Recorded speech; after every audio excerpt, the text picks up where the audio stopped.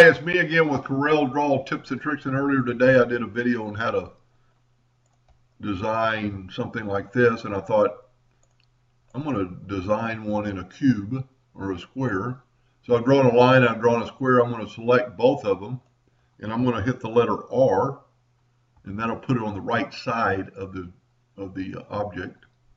And then I'm going to click on my item, and I'm going to go up to arrange, and I'm going to go transformation, I'm going to go rotate. I'm going to rotate it from right there. I'm going to rotate it 5 degrees, and I'm going to make 18 copies. Voila. It did it that fast.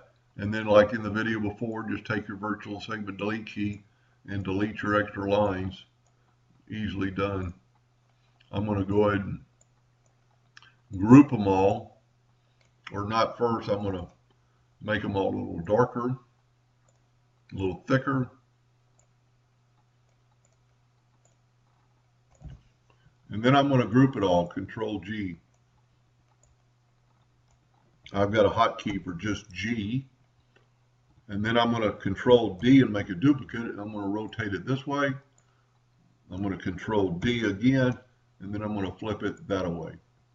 And in that few of the keystrokes, you've rotated and made those patterns. Anyway, hope that helped a little bit. Thank you for watching.